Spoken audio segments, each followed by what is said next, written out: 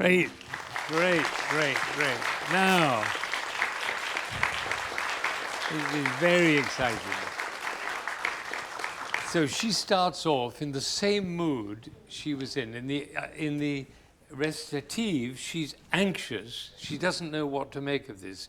Her husband is about to have an affair with her servant girl. So they're about to change clothes. It's a totally confusing situation. And she's anxious and she's angry and she's all those emotions of confusion. Then she starts the aria and she begins in the same state of despair that she started before. She's just as and full of nostalgia for why couldn't it be the way it was before? And you notice you did that in 2 and it's a real andante and it's the same tempo. Isn't that interesting? Yeah. There's no question about it. Yeah. It makes perfect sense because she's in the same mood. And there are a couple of things I want to say about it, but then what happens is extremely dramatic. So let's just begin the aria right from the beginning. And it's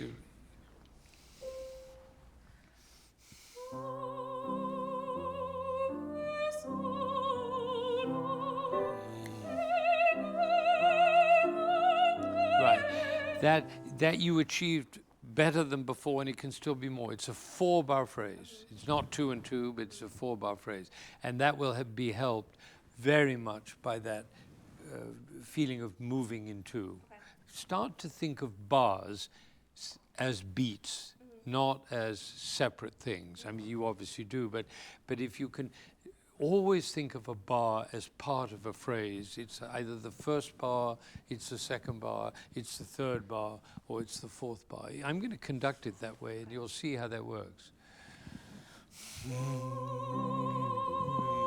Yeah, just move it a little bit more, just one second.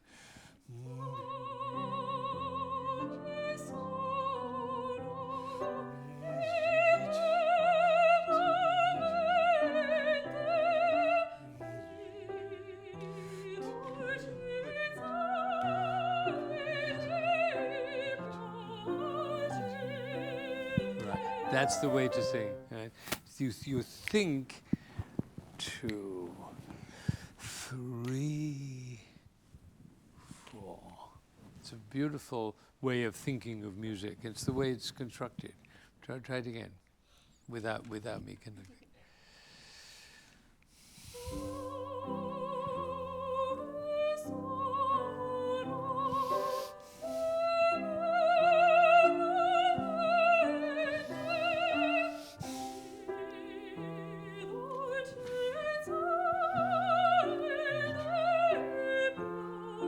Oboe, team poppy bee.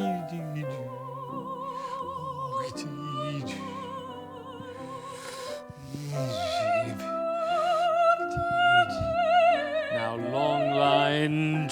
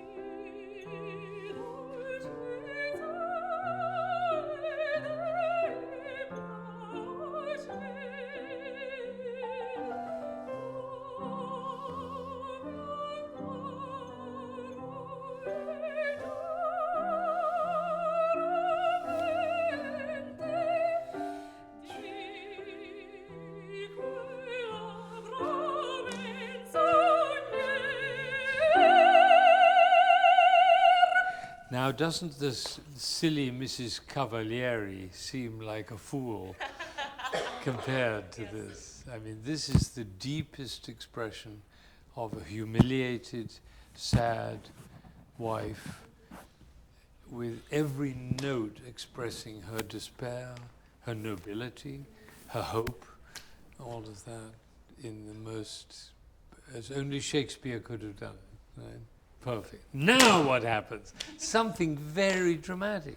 She suddenly realizes that she can change this situation and she can take control and turn the whole thing around.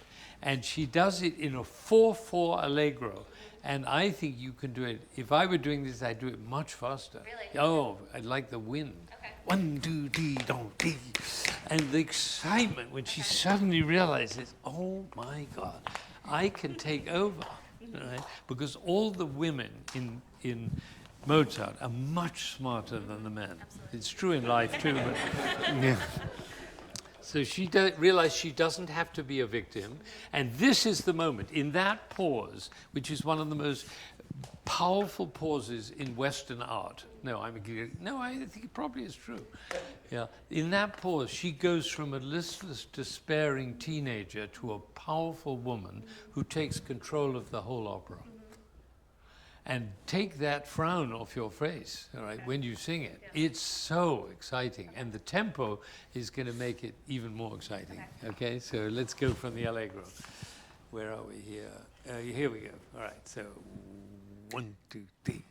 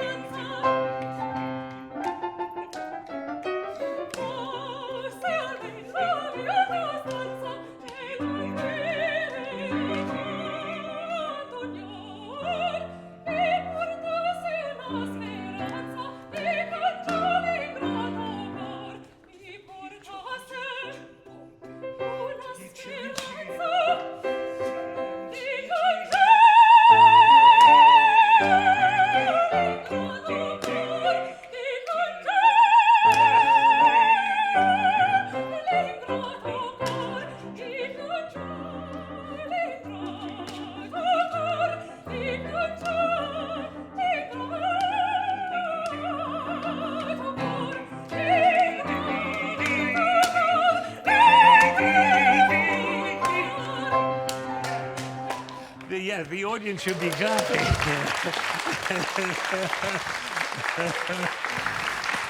Great. Isn't it interesting that in the end, tempo is so powerful?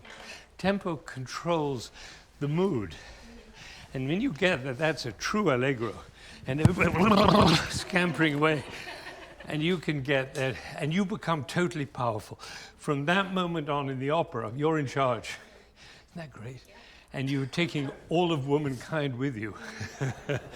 It's a great moment. Transformation. And the more you can get that contrast between this listless, hopeless kid to becoming a truly powerful woman. And it has to be in your body, in your face, and it was. Nobody missed that. They didn't have to know the Italian, to know that something big had happened. You're really amazing. You're an amazing musician. Gorgeous voice, that goes without saying. Tremendous intelligence. It's wonderful. It's great. So now there's another song. Why not? You're here. You're here. Isn't that interesting now when we look back on Mrs. Cavalieri, Mademoiselle Cavalieri, and realize that to use a voice to show off is unworthy. Look, there's nothing wrong with that aria. It's a beautiful aria. But Mozart was a servant. You know that Mozart, when he arrived at the house of the royalty or the aristocracy, he went round the back and into the servants' quarters. And he ate dinner with the servants. he wasn't a member of the aristocracy. Beethoven went through the front door. That's what happened between Mozart and Beethoven. Beethoven went through the front door and didn't bow when the royalty passed by. Right? But Mozart was a servant, and so if Mademoiselle Cavalieri wanted to show off her roulades, he had to do that. And all the composers did that in those days. They wrote for the singers until the marriage of Figaro. And then he, like the Contessa, took over and said, I'll never do that again. And he never wrote another note, except in the concert arias where that's what it was for. But not in a drama, not in a serious in the sense of being an important statement. It's kind of beautiful to realize that, isn't it? Yes. And you do it really, really beautiful. So it's a pleasure to hear you, really. It's just an absolute pleasure. Thank you, Jane, for making me aware of this. I told you so. Yeah, you told me so. Yeah. Well, you've never told me anything that I disagreed with. I wasn't expecting anything else, but I was very, very happy. Because what is there is not only a beautiful voice and a musical spirit, but a great intelligence. And you notice that when she's singing, she looks at me all the time and picks up every single little detail of anything that I can suggest with my hands, which is, of course, the secret of an effective singer in an opera. I once went to watch Carlos Kleiber conduct, and I was in the pit, in the orchestra pit, because I was brought there by my friend and former student Jerry Grossman, who was the first cellist in the Met. And so he said, "Come, listen." And I watched him for about half an hour, and I realized after half an hour that I'd had my mouth open for half an hour. And what he was doing was creating that relationship with the singers that you just created with me, which is he did not take his eyes off them. And his hands were creating that, and you're aware of that relationship. That doesn't make you weak, it makes you strong. It's a beautiful thing, isn't it? It's wonderful, beautiful.